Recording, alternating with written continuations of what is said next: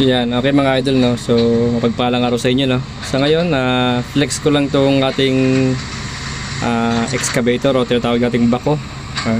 Shoutout nga pala sa operator nito, si Jason Adriatico na taga Binangonan. So, sa mga di nakaalam at di nyo rin man na itatanong, nakakapag-operate din naman ako ng bako. Yun nga lang, ay hindi ako kasi professional talaga ng totoong backhoe operator. So, may alam lang tayo, kaya kahit pa paano, namamangha rin ako sa mga ganitong mga talagang legit na operator. So tinitignan ko yung mga galawan nila kahit paano may matutunan tayo. Kaya kung paano magsuklay ng lupa at kung paano magpantay. So yan, tinititigan ko lang siya.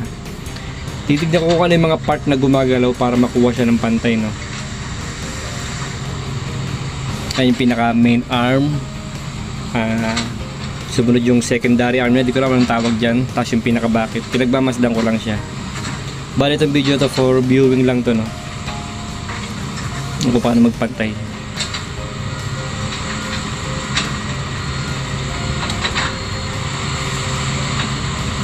Yan syempre, inoobserbahan lang din natin. Kasi pag yung tipong parang ang dali-dali niya tignan, pero pag ikaw na yung nasa loob, akalain nyo ba minsan maghapon ako dyan? Half day siguro, 4 na oras na ako naggaganyan, hindi ko masuklay-suklay na maganda yung lupa kahit na sinusunod ko yung pinaka turo sa atin ng mga legit na operator na yan.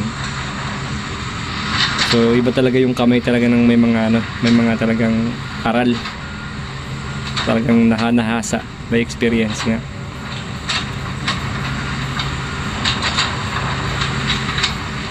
Yan, titignan ko lang siya, tapos sasauro. Siyempre kakanood mo lang, di mo naman makukuha ng isang tingin lang talaga yan eh. Minsan pinapaulit-ulit ko siyang panoorin, ganyan, inoobserbahan ko paano yung mga diskarte nila ng tamang pagsuklay. Bali ito basic lang naman talaga to para sa kanila, pero para sa ating mga bago na nag-aaral pa lang, malaking bagay din na obserbahan natin. Tignan lang natin yung mga parts na gumagalaw. Ayan na, halos parang naka-steady lang yung main boom niya kung tignan mo, pero gumagalaw din siya paunti-unti. Di pa tayo dito sa bandang harapan. Ayan, tapos dadaanan na lang yan ng pison. Ganda, meron magandang pagkakasuklay niya, may way talaga siya, hindi yung basta suklay lang ng suklay. Hindi ko na siya mabidyoan sa ibang pagkakataon kasi nga syempre natatapat na busy rin ako. Pero ngayon wala akong ginagawa, magbe-break time na, totoo lang. Hapon na nga dito eh.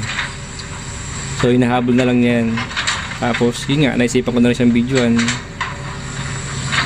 For viewing na lang din. Sa mga interesado lang naman. Makakuha lang ng idea kung paano siya mag-suklay-suklay.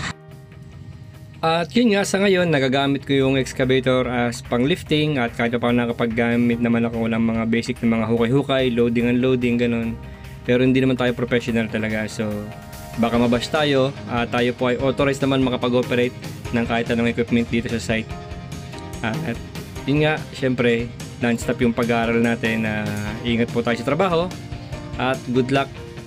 Kita-kits sa susunod na video.